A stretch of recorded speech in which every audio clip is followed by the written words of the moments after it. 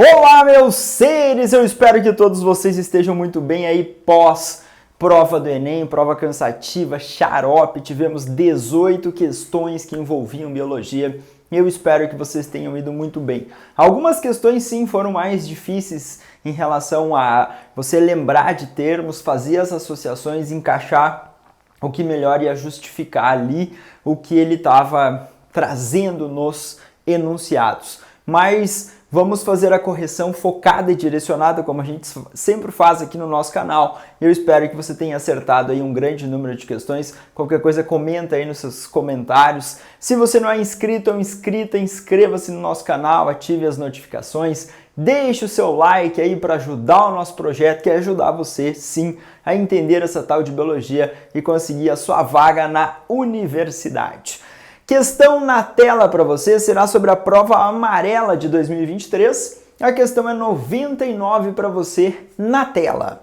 A tecnologia de vacina de RNA mensageiro é investigada há anos. Avanços científicos em genética molecular permitiram desenvolver uma vacina para o controle da pandemia de Covid-19 causado pelo vírus de RNA SARS-CoV-2. A vacina tem sequências de gene do vírus. Entretanto, por ser um material muito instável, o RNA deve ser recoberto por uma capa de lipídios que evita sua degradação e favorece sua ação. Dessa forma, o RNA desempenhará a sua função específica, atuando no mesmo compartimento celular de sempre.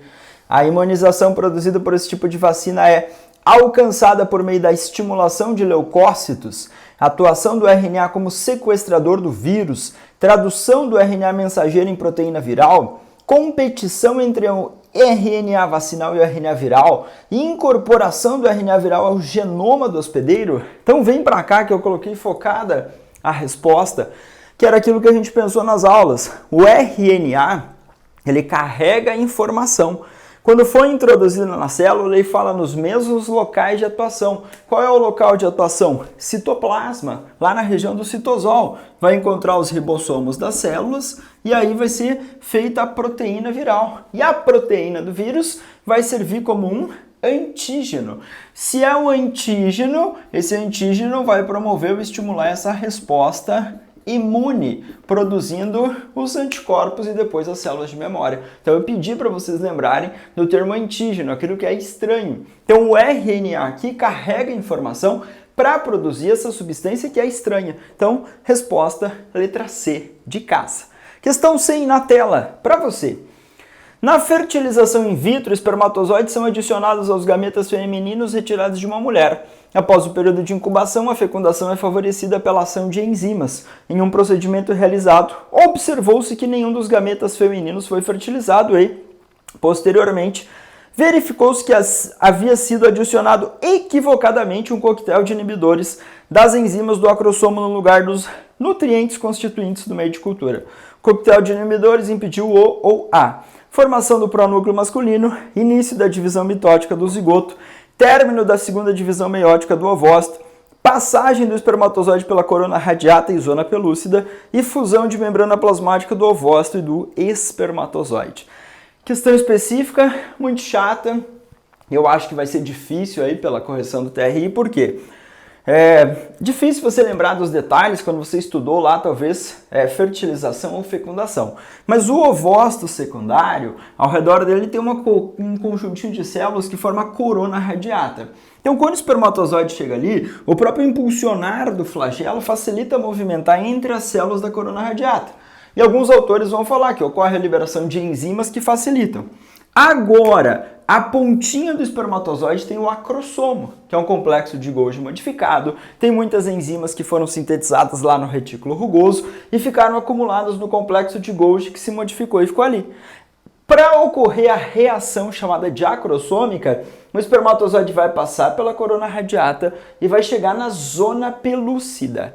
Então ali tem um complexo de proteínas ZP, dos quais a proteína ZP3 é importante para esse reconhecimento, e aí a liberação dessas enzimas. Quando chegou na zona pelúcida, vai ocorrer uma alteração também na polaridade dela, uma reação generalizada, cortical, que a gente chama. Isso vai impedir a entrada de outros espermatozoides. Então o foco é inicialmente impedir a passagem do espermatozoide por essa estrutura.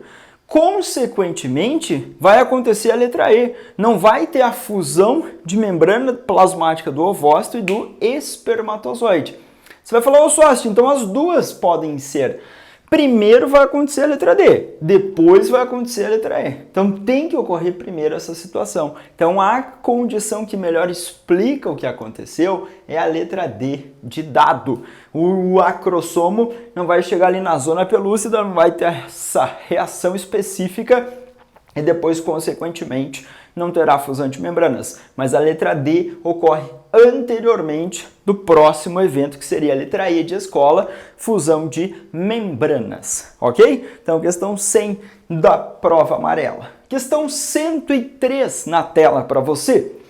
Um garoto comprou vários abacates na feira, mas descobriu que eles não estavam maduros o suficiente para serem consumidos. Sua mãe recomendou que ele colocasse o abacate em um recipiente fechado, pois isso aceleraria seu amadurecimento. Com certa dúvida, o garoto realizou essa experiência. Colocou alguns abacates no recipiente e deixou os demais na fruteira aberta. Surpreendeu-se pela percepção de que os frutos estavam no recipiente fechado, amadurecido mais rapidamente. A aceleração desse processo é causada por acúmulo de gás etileno, redução da umidade do ar, aumento da concentração de CO2, diminuição da intensidade luminosa, isolamento do contato com o O2 atmosférico. Vem pra cá que você lembrou, o hormônio gasoso chamado etileno. O hormônio gasoso chamado etileno se difunde facilmente e ele vai promover a estimulação de maturação de frutos carnosos.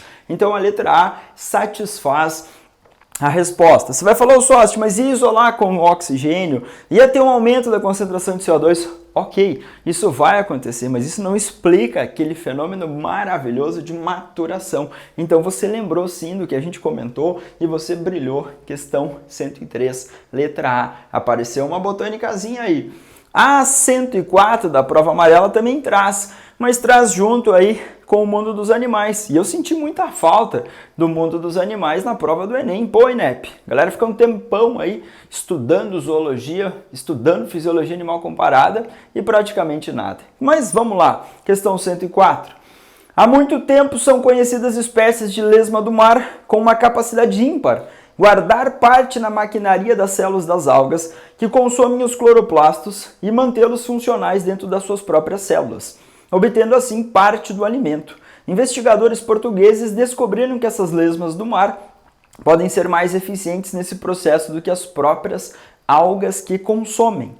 Essa adaptação confere a esse organismo a capacidade de obter primariamente A. ácidos nucleicos, B. carboidratos, proteínas, vitaminas ou lipídios.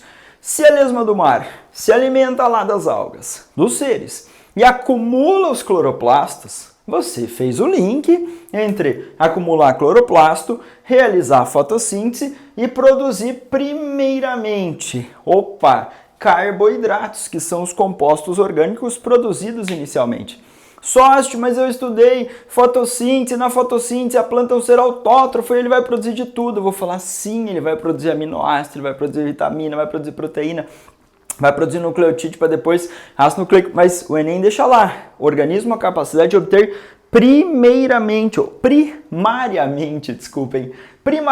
Então você ia focar no C6H12O6, ia lembrar lá do ciclo das pentoses, produzir o composto carboidrato. Inicialmente, então, resposta 104, prova amarela, B de biologia. Próxima na tela para você, 105. A leishmaniose visceral é uma zoonose causada por um protozoário do gênero Leishmania, que é encontrado em diversos tecidos. Ela é transmitida ao homem da forma indireta, por vetores do ambiente doméstico. O cão é considerado um importante hospedeiro desse protozoário, podendo ou não apresentar sintoma da doença, como a perda de peso, anemia, ferimento na pele, diarreia, conjuntivite e insuficiência renal. Em uma região que sofre com alta incidência dessa doença, uma campanha do Centro de Zoonose buscou verificar a presença desse protozoário nos cães para tentar controlar a doença. Em qual material biológico dos cães a presença desse protozoário representa risco de transmissão dessa zoonose? A urina do cão, a saliva, as fezes, sangue ou secreção ocular? Você lembrou de leishmaniose. E a leishmaniose ele coloca lá, transmitida por um vetor. O cãozinho pode ser um reservatório. E quando ele é um reservatório, esse protozoário no cão vai ficar no sangue, ali, com uma forma de contaminação. O mosquito é o vetor. Você lembrou das nossas aulas de doenças? E eu espero que você tenha brilhado. O mosquito pica e suga o sangue. E aí o mosquito se contamina através desse reservatório que são os cães. E aí ele faz a alimentação, pode picar e sugar sangue humano, mas introduz saliva lá com os protozoários e aí nós humanos acabamos sendo contaminados. Só que o Enem foi um pouquinho antes, né? Ele foi, você pensar no cão, em que material biológico do cão existiu o protozoário. Então era no sangue, aí o cãozinho é um reservatório, o mosquito é o vetor, ele se contamina e depois ele transmite para nós. D de dado, questão 105, prova amarela, eu espero que você tenha acertado. Próxima na tela para você. 107. Muitas mulheres sofrem com desconfortos nos dias que antecedem a menstruação, a chamada tensão pré-menstrual. Entre outros sintomas, podem ocorrer alterações de humor.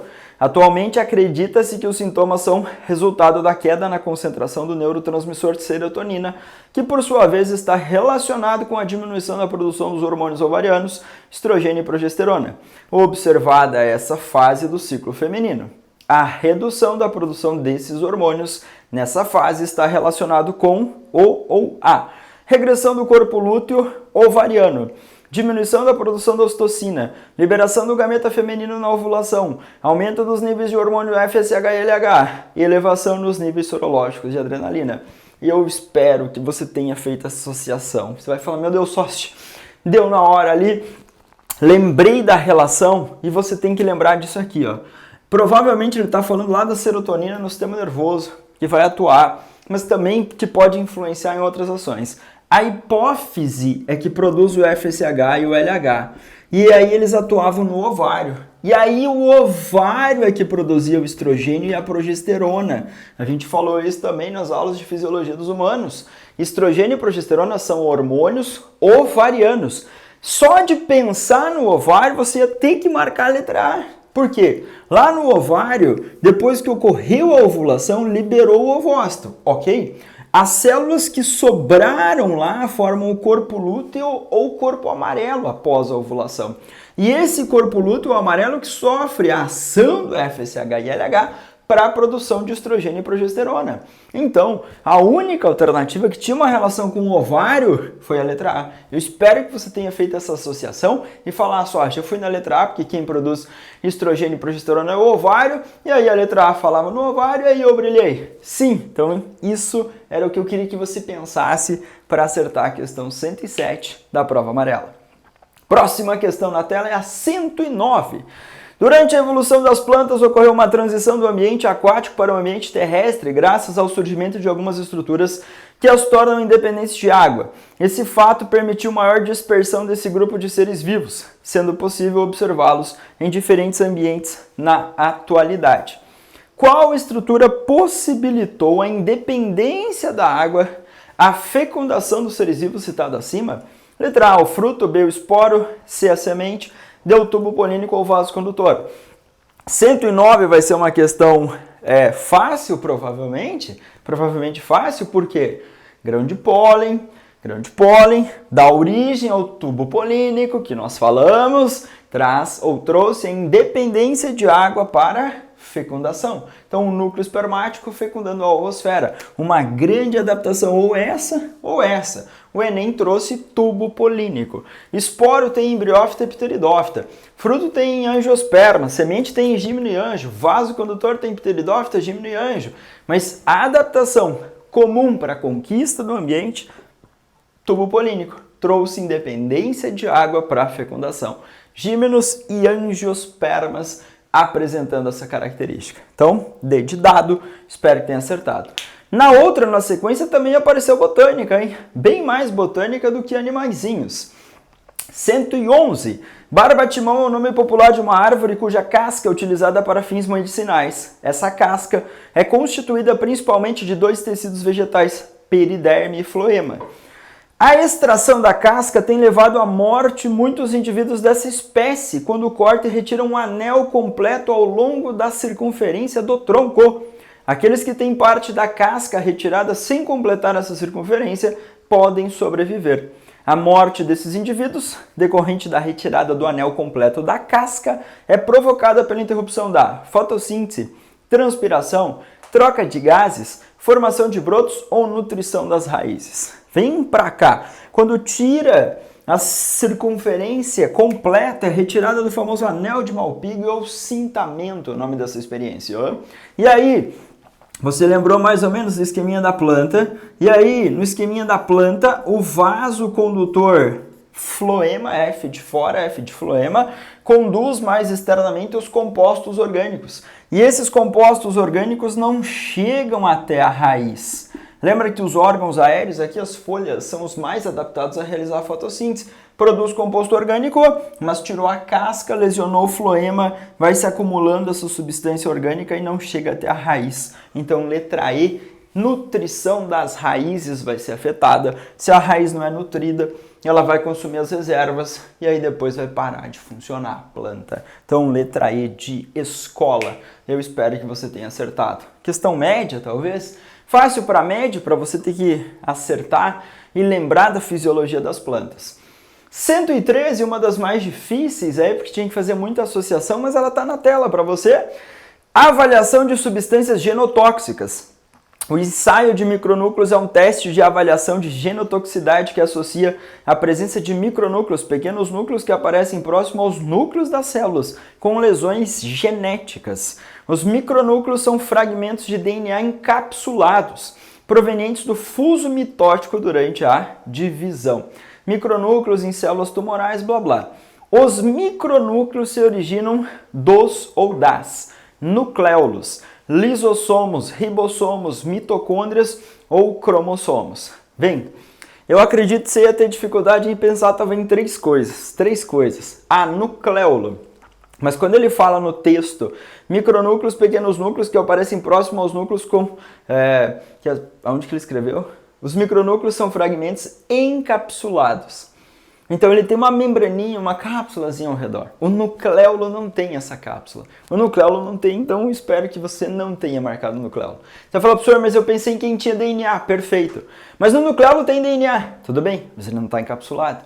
Aí eu pensei em quem tinha DNA, sócio. Mitocôndria e os próprios cromossomos. Ok, mas a mitocôndria está muito distante. Mitocôndria a gente nunca falou nisso. Então eu espero, essa é difícil, você vai ver isso no ensino superior, mas alguns cromossomos, eles podem sofrer lesões, eles podem ser fragmentados, eles podem migrar do núcleo, sair, ficar ali por perto, ou quando rompeu o envelope nuclear, o carioteca, para fazer a divisão, eles não se separarem lá durante a movimentação dos cromossomos, ficarem acumulados ali, formando essas estruturas chamadas de micronúcleos. Então, cromossomos fragmentados. Você ia ter que pensar na letra I, quem tem o material genético, meter o pezão nela e falar cromossomos. Eu acho que vai aparecer na TRI como uma questão difícil na prova, então bora lá. Mas nesse chutômetro aí, graças à associação com DNA, porque você lembra que cromossomo tem o DNA associado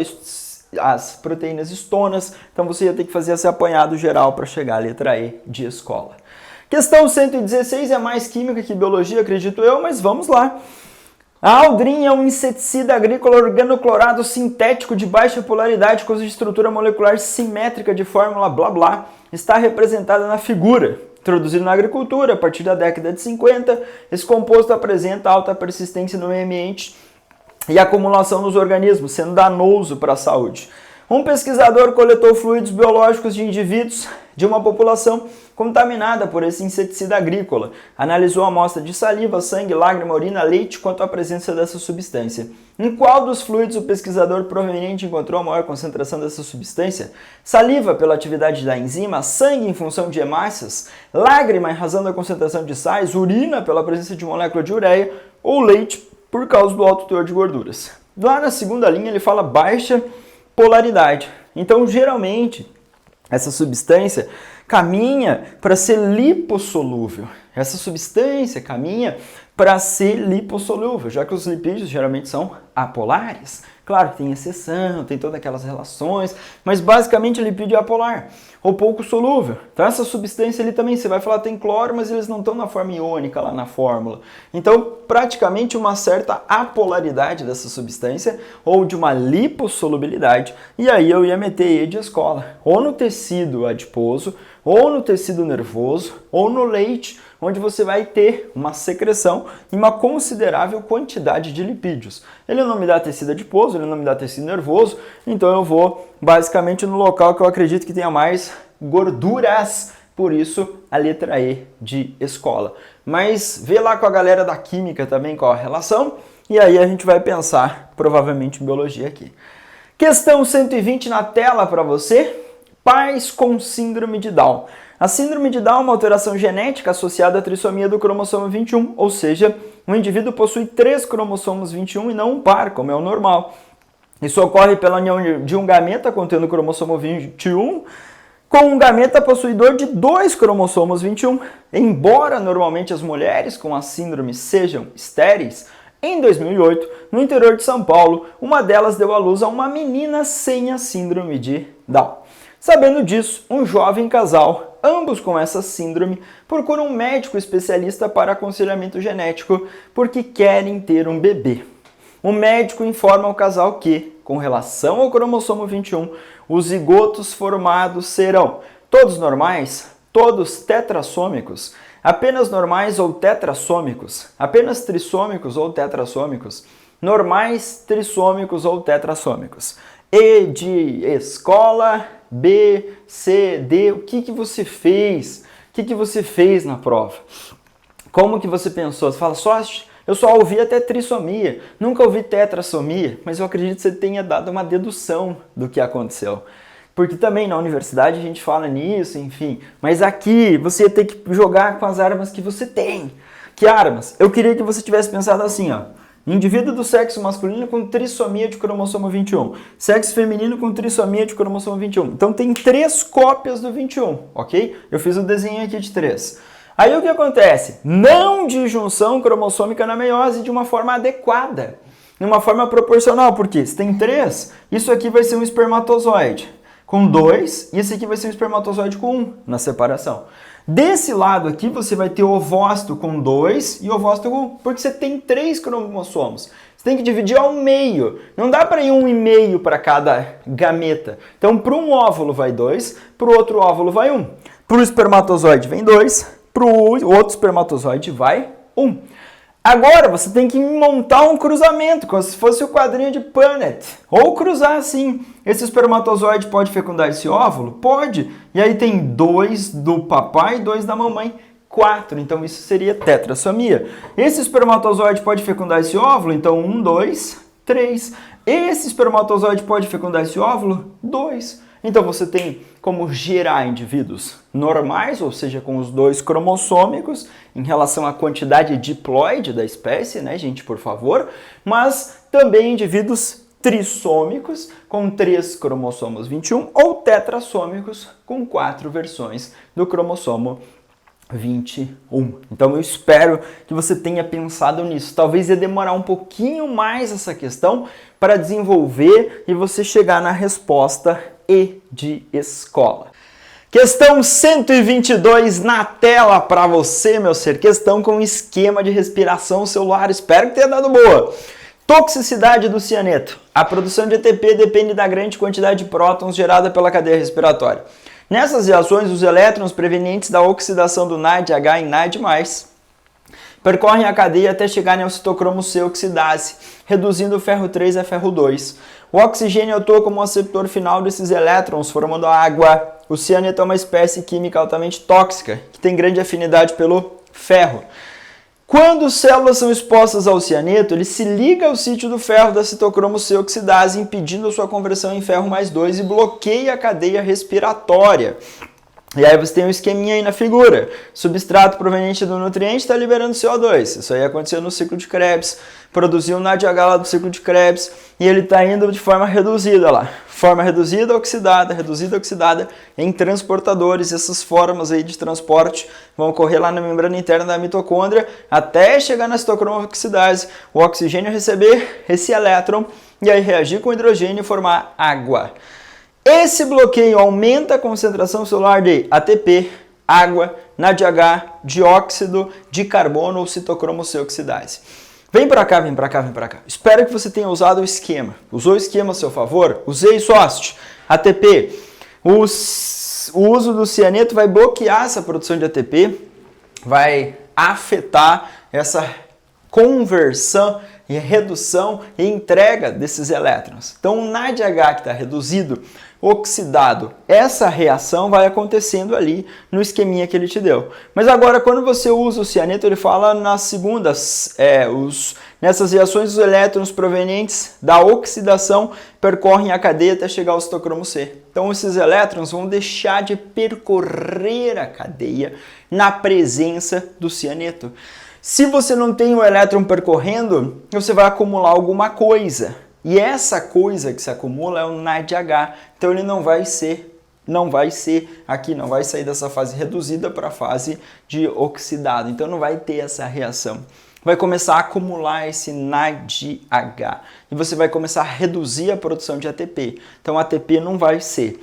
Água não vai ter o hidrogênio lá no final para o oxigênio receber, então não vai ser. Dióxido de carbono vem do ciclo de Krebs ou da oxidação do piruvato, então já aquilo está acontecendo. Citocromo C oxidase está na membrana interna da mitocôndria, então você tem que pensar, bloqueou isso aqui, vai acumular esse? Mas eu acho que pela TRI essa questão vai para difícil. Enfim, tomara que vocês tenham olhado para o esquema e interpretado que, poxa, não vai ocorrer essa oxidação, então vai acumular o NADH. Tomara! E tomara que você tenha acertado. Questão 123 na tela para você. O número de abelhas encontra-se em declínio em várias regiões do mundo, inclusive no Brasil, sendo que os vários fatores contribuem para o colapso de suas colmeias. Nos Estados Unidos, bombas de sementes de espécies vegetais nativas têm sido utilizadas para combater o desaparecimento desses insetos. Elas são pequenas bolinhas recheadas com sementes, adubo e argila. Quando são arremessadas e ficam expostas ao sol e à chuva, germinam até mesmo em solo pouco fértil. Esse método contribui para a preservação das abelhas, porque reduz a sua predação, reduz o uso de pesticidas, reduz a competição por abrigo, aumenta a oferta de alimento, aumenta os locais de reprodução. Então vem pra cá, eu espero que você tenha entendido o que ele fez. Geralmente nos Estados Unidos tem uma campanha de distribuir estruturas, bolinhas coloridas, jogar lá nas praças, nos lugares. Tem ali, ele fala que tem a semente, tem a argila, tem nutrientes. Aquilo germina mesmo em solos pouco férteis ou pobres, como ele fala. Se a semente germina ali, cresce uma nova planta. Crescendo uma nova planta, se ela tiver ali as suas estruturas, a gente tem uma maior oferta de alimento. Então a predação não tem nada a ver porque ele não está falando predador. O uso de pesticida ele não associou com isso. Tá? O uso de pesticida ele não associou com isso. Usar o pesticida sim, reduz a abelha. Mas não é essa a questão. Reduzir a competição por abrigo. Ele não está falando nesse quesito. Aumentar o local de reprodução, as abelhas fecundam no ar. Sai a fêmea no voo nupcial, o macho atrás, copula ali nesse ambiente aéreo. Então o foco é, geralmente você tem uma vegetação maior, quanto maior essa vegetação, maior a disponibilidade de alimento. Eu espero que você tenha feito essa associação e marcado a letra D na prova amarela Enem 2023. Questão 124 na tela para você. Os mais antigos cozinhavam o feijão na panela de ferro, a fim de acabar com a palidez de seus filhos. Alguns chegavam até a colocar um prego enferrujado nesse cozimento para liberar o ferro contido nele. Sabe que esse alimento pode ser encontrado na sua forma metálica ou iônica, sendo essencial para a manutenção da vida humana. As estratégias citadas eram utilizadas com o objetivo de tratar a diarreia, prevenir a anemia, evitar as verminoses, remediar o raquitismo ou combater a febre amarela. Então, 124, qual a relação que você ia ter que fazer? A panela de ferro, tem lá o ferro mais 3, daí vai oxidar, vai formar o ferro mais 2, lá na membrana dos nossos enterócitos, células do intestino delgado, principalmente ali na região do duodeno, e aí a absorção de Ferro. O ferro é essencial para a formação da hemoglobina. A hemoglobina é a proteína no interior das hemácias. E aí você vai reduzir as chances de desenvolver anemias. Então a resposta correta é prevenção de uma anemia. Lembra que tinha anemia chamada de ferropriva. Então a falta desse sal mineral vai contribuir, obviamente, com essa redução na produção de hemoglobina ou redução de produção de hemácias. Então B, prevenir anemias, vai ser a resposta aí para você brilhar. Próxima questão é a 125 na tela. Também acredito que vocês falaram com professores de física em relação à conversão de energia. A utilização de tecnologia nuclear é um tema bastante controverso por causa do risco de acidentes graves, como aqueles que ocorreram em Chernobyl, Goiânia e Fukushima. Apesar de muitas desvantagens, como a geração de resíduos tóxicos, descontaminação ambiental, dispendiosa em caso de acidentes e a utilização de armas nucleares, a geração de energia nuclear apresenta vantagens em comparação a outras fontes de energia. A geração dessa energia tem como característica formar resíduo facilmente reciclável, promover o aumento do desmatamento, contribuir para a produção de chuva ácida, emitir gases tóxicos que são lançados no ambiente, produzir calor sem o consumo de combustíveis fósseis. Então vamos lá. A letra E de escola, o aquecimento da água, do funcionamento de uma energia depende da fissão nuclear. Então você não vai ter consumo direto aí de combustíveis fósseis. Então, ok, reduz o uso desses combustíveis fósseis. B, emitir gases tóxicos que são lançados no ambiente. Tá bom, isso acontece, mas não assim diretamente. Em caso de acidente, as substâncias radioativas podem vir, tá? Chuva ácida está associado a outros poluentes, como enxofre, resíduos nitrogenados. Promover o aumento de desmatamento também é outra pegada, não tem relação direta. Formar resíduos facilmente recicláveis, não, porque o lixo nuclear é um problema sério para uma destinação. Então, a E de escola, por causa da energia liberada pela fissão nuclear, para aquecer e aí fazer o funcionamento dessa usina. Questão 127 na tela para você. Prova amarela. As aves apresentam dois tipos de músculos em seus corpos, vermelhos e brancos. Aves migratórias, como garças, gansos e patos, têm os músculos vermelhos bem desenvolvidos, com ampla rede de vasos sanguíneos. Nas viagens por grandes distâncias, tais músculos são fundamentais, pois favorecem a execução de manobras, metabolismo corpóreo elevado, manutenção da aerodinâmica, deslocamento a grandes velocidades, capacidade de voo em grandes altitudes. Vamos lá, discussão com meus colegas e muitos colegas da biologia e umas abordagens que nós podemos ter na questão. Eu entendo pelo texto aquela ideia, músculo vermelho, lembra das fibras vermelhas, fibras brancas, fibra vermelha para atividade longa distância. Então seria legal se ele colocasse que esse músculo facilitaria a viagem para longas distâncias. Mas ele colocou no enunciado, nas viagens por grandes, tais músculos são fundamentais, pois favorecem o metabolismo corpóreo elevado. Esse músculo ele tem um metabolismo elevado no sentido, consome muito oxigênio, consome muitos carboidratos, vai consumir muitos triglicerídeos lá em beta-oxidação. Então você vai ter uma elevada taxa pro funcionamento do músculo.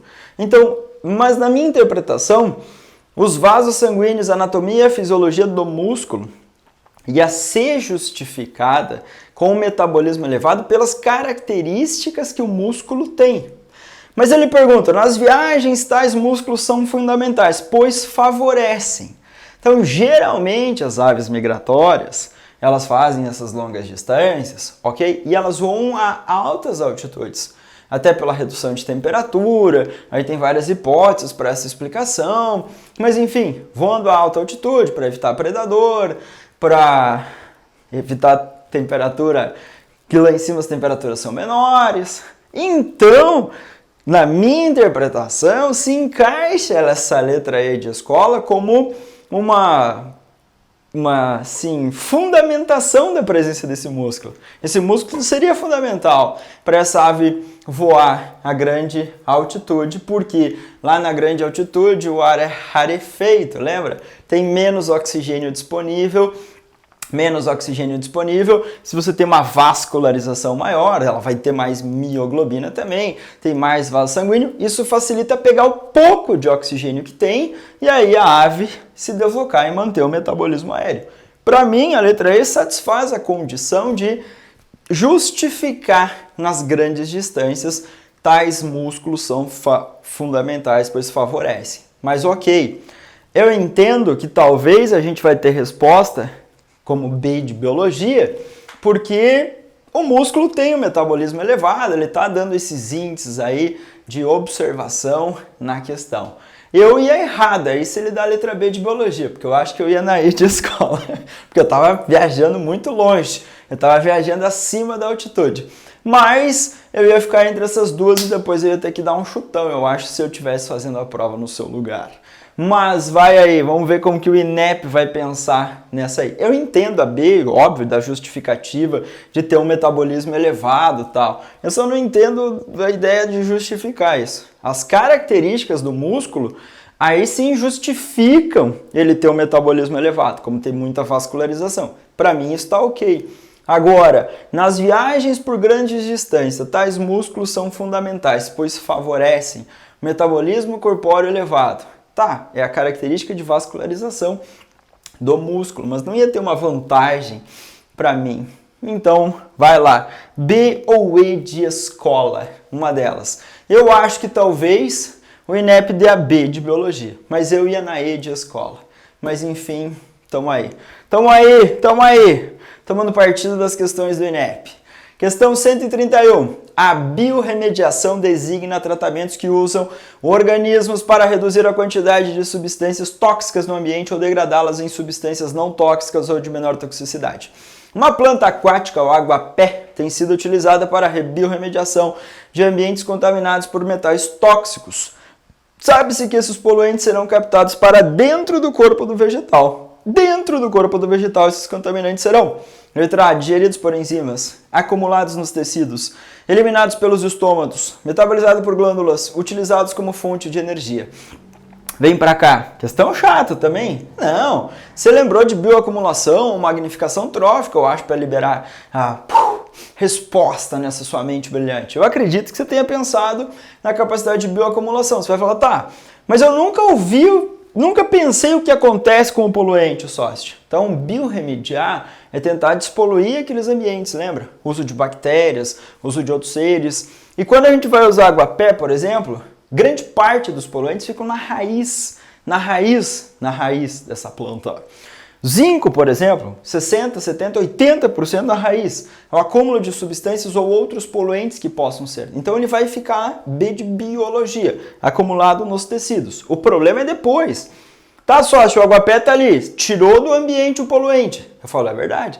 E se eu tirar o água-pé, ele tiver uma superpopulação, ele é problemático daí. Se eu tiro ele da água, aí eu tenho que dar um destino para aquilo. E esse zinco vai para onde? Talvez que é um problema que a biologia tenta resolver depois. Tentar usar para fazer fibra, plástico, sei lá, alguma coisa. Mas enfim, você ia ter que responder a B de biologia, porque essas substâncias iam ficar acumuladas no corpo da planta. Não tem degradação por enzima, não tem liberação por estômago, não é usado como fonte de energia, não é metabolizado por glândula, vai ficar no corpo da planta, tá? Então, B de biologia. E a questão 132 na tela, ciclo do nitrogênio, o famoso. O ciclo é composto por várias etapas, conforme a figura sendo cada uma desempenhada por um grupo específico de micro-organismos. Gás nitrogênio 1, amônia, aí detritos 2, amônia 3 nitrito, 4 nitrato, 5 nitrato, gás nitrogênio. Se o grupo dos micro-organismos decompositores fosse exterminado, qual etapa não ocorreria? Ah, vem pra cá! Etapa 1, fixação acontece, porque são bactérias do gênero Rhizobium, que faziam na raiz da leguminosa, ou bactérias livres no solo. Amônia e nitrito, nitrosação, bactérias no solo, bactérias nitrificantes, aqui na nitrosação e na nitratação. Então, 1 vai acontecer, aqui era para ser o número 3. Vai acontecer, aqui é para ser o número 4, vai acontecer, o número 5 também vai acontecer. Se você eliminar a bactéria decompositora, é aqui, degrada os detritos, os restos de partículas de animais e plantas. Na decomposição, amonização ou amonificação, para alguns autores que usam esse termo. Então eu posso converter os detritos, restos de plantas, animais, os seres, por bactérias decompositoras em amônia. E aí ia entrar no ciclo aí essa participação, ok? Ciclo famoso, essa eu espero que você tenha marcado a B de biologia para identificar aí o 2. Se não tiver bactéria decompositora vai dar ruim nessa, ok, gente? Me conta aí nos comentários qualquer coisa como que você foi, principalmente nessas questões aí que você fala, poxa, tinha umas mais difíceis, tinha outras que não eram tão difíceis. Como eu falei para vocês, talvez essa aqui, para demorar para interpretar, aquela do cruzamento no pensamento dos indivíduos com trissomia, aquela outra dos micronúcleos. Então, questões que envolviam aí uma exigência um pouco maior de vocês. Conte nos comentários, qualquer coisa aí, faça suas observações. Eu espero estar ajudando a todos vocês. Se você não é inscrito, inscreva-se no nosso canal, deixe seu like, ative as notificações para chegar até você sempre em nossas aulas. Agora, pensando nos próximos vestibulares aqui no estado do Paraná e também no Rio Grande do Sul, teremos revisão no nosso canal, então acompanhe o nosso trabalho. Abraço a todos vocês, espero que tenha sido o último Enem da sua vida e tenha tido uma excelente prova de ciências da natureza. Tchau, tchau e até a próxima aula.